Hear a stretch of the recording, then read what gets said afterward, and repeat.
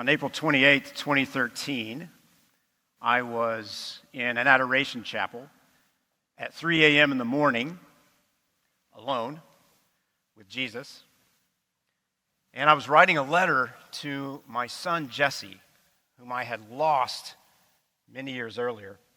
And of course, in that letter, I'm writing about how sad I am, how much I miss Jesse. But I'm also asking him for forgiveness. Because you see, I was the reason that Jesse had lost his life. Many years earlier, my girlfriend and I, we were just teenagers. She became pregnant. And we talked about it and we agreed, and she had an abortion. So we lost Jesse. Earlier that day, before I went into the Adoration Chapel, I was at an abortion healing retreat. And this was the part of the retreat where all the retreatants are there and you get to tell your story. So as we're going on the circle, my time is coming. And the way my mind works, I'm planning exactly what I'm going to say. And the reason I know this was a Holy Spirit moment was when finally it became my turn, everything that came out of my mouth had absolutely nothing to do with what I was planning to say. And what came out of my mouth was the absolute shame that I felt for having abandoned my girlfriend and our preborn child, Jesse, so many years before. Going back into adoration, as I finished my letter to Jesse, I was so grateful to the Lord for what he had done for me, for taking that shame away from me, for establishing a spiritual relationship with my child, Jesse, that in gratitude I dropped onto my knees. I looked right at the Lord and I said to him, Lord, thank you for what you've done for me. But Lord, use me in some way. You've given me much experience in the business world. I don't know anything about pro-life at all.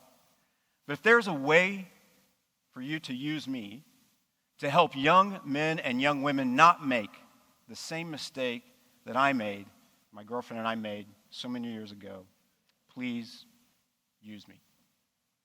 18 months after making that prayer, I was invited to join the team at Heroic Media. So God really does work through broken instruments and answers prayers. Heroic Media uses advertising to reach women who are actively searching for an abortion, to redirect them away from abortion facilities, connecting them instead to pro-life pregnancy help centers. And we've been doing this around the country for years, and as a result of this program, thousands of babies' lives have been saved from abortion. Praise God for that.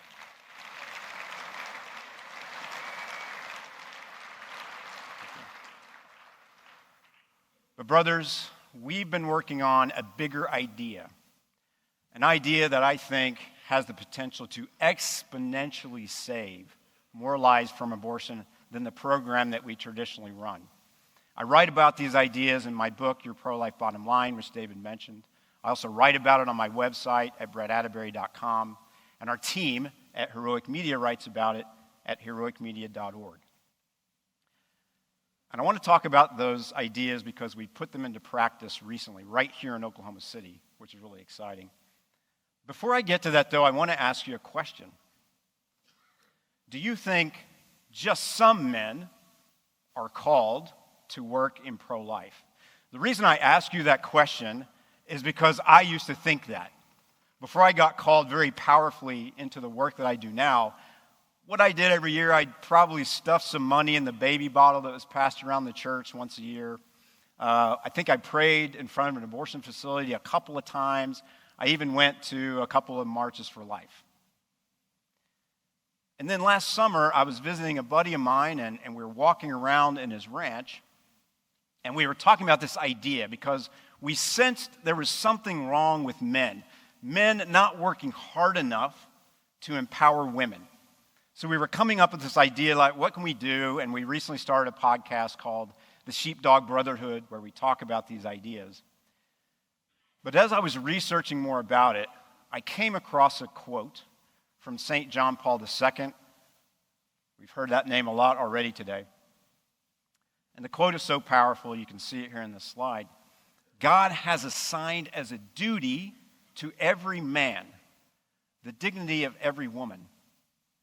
God has assigned as a duty to every man the dignity of every woman. 14 words that I think are so powerful. If every man in this room and every Christian man across the country lived this daily in their lives, it would have an impact on reducing abortion numbers, the likes of which the pro-life community has never seen. I love this quote so much, I've been praying about it, thinking about it, studying it every day since I ran across it.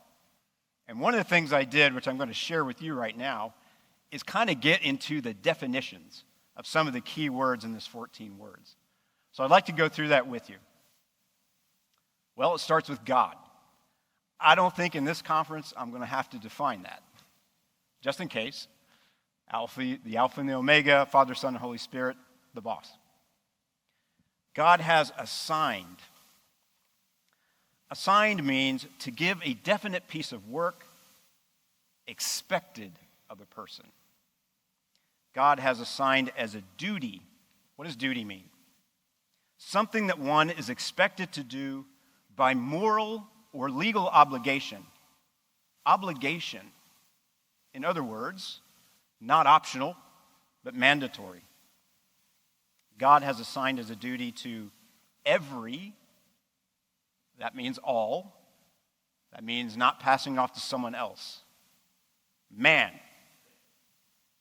In today's culture, in some groups, I think I might have to actually talk about the definition of what that is.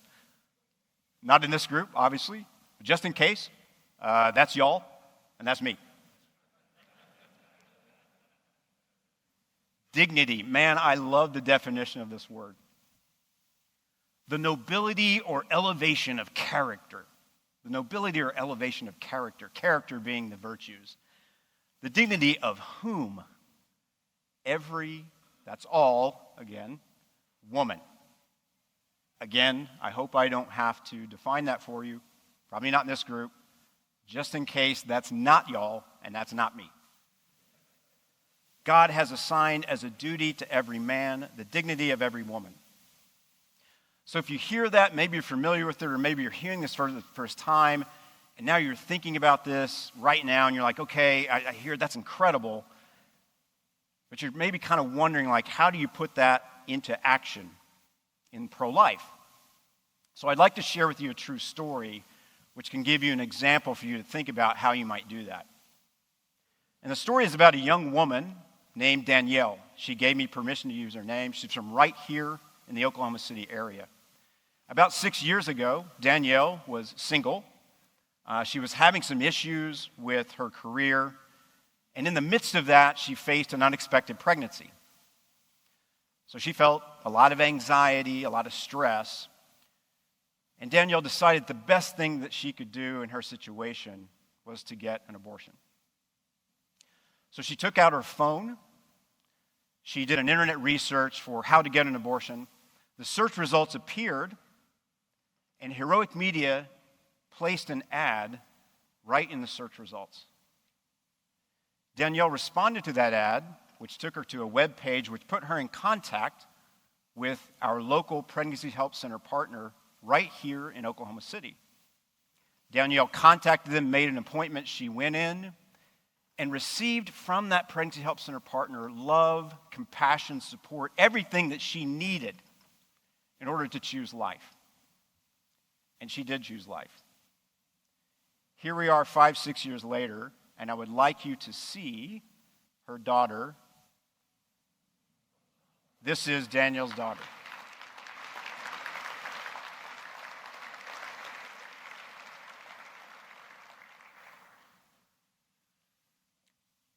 So you're hearing that, and you might be thinking, okay, Brett, I hear you. I think I see how that applies to the John Paul II quote.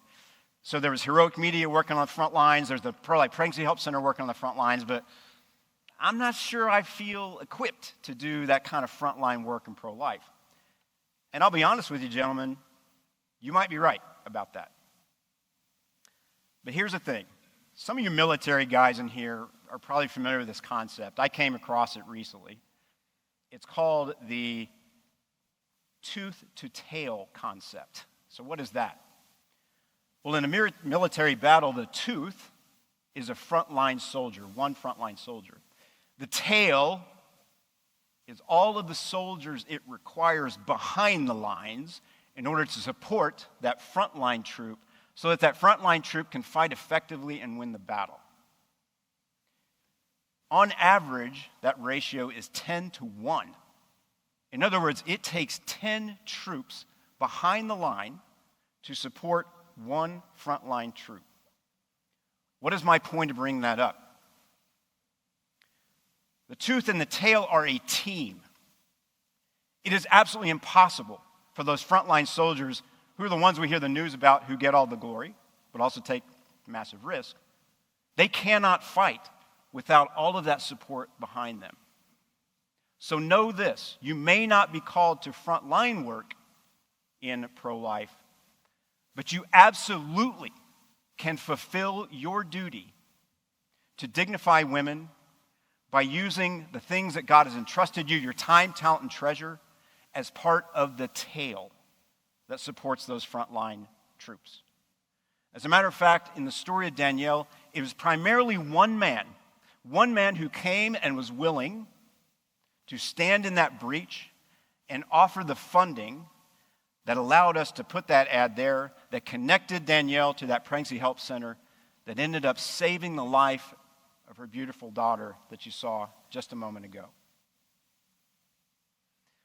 So as I close with you, I want to circle back to where I started, and that was with the story of my own abortion story.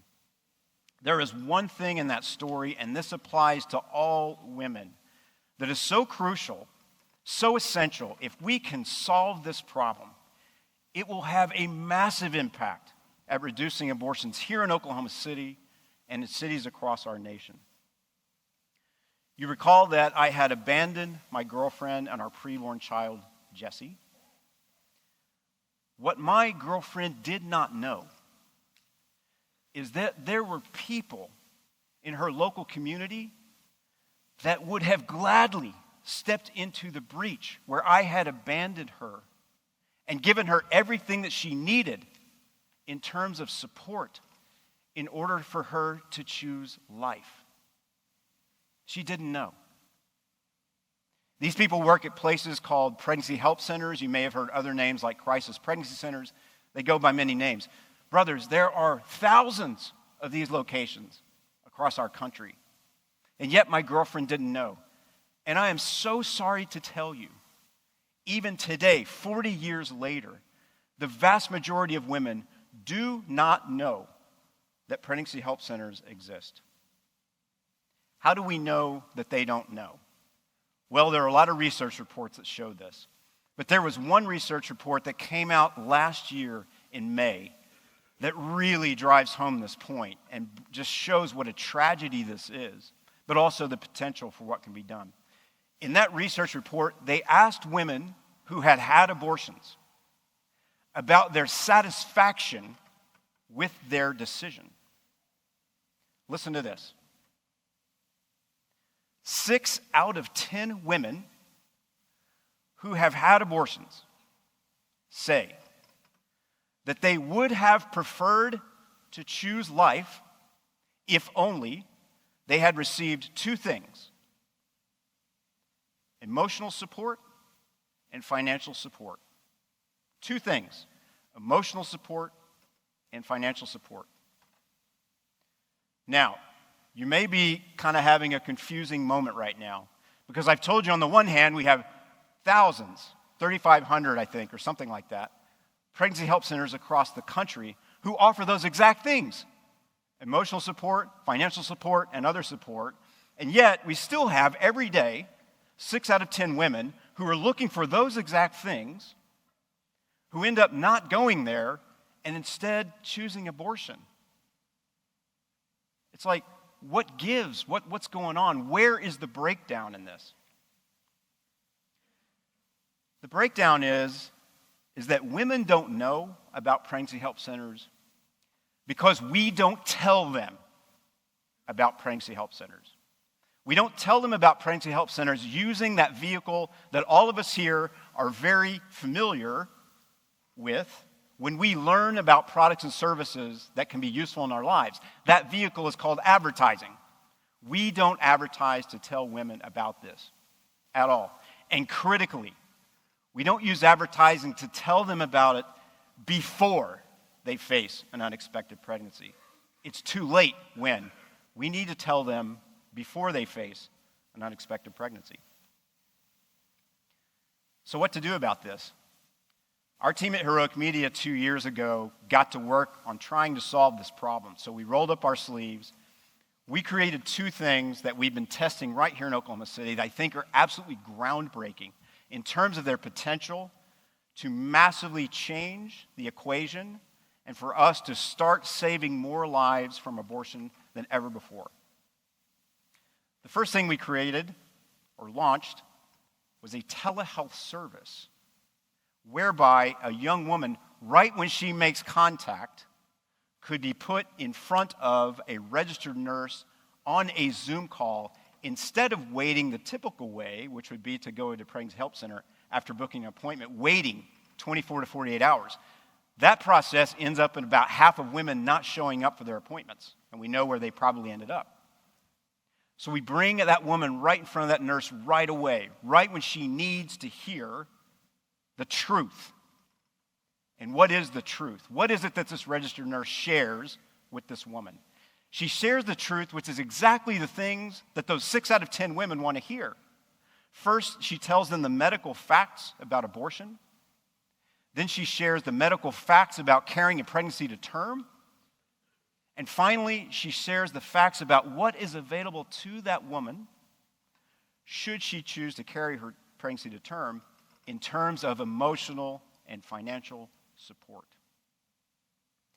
We know this process works. We did a very short test here in Oklahoma City. We're using that traditional advertising method. We sent this directly to our telehealth nurses, and in a very short time frame, 8 women who were determined to get an abortion through this process changed their minds and chose life. So we know this works.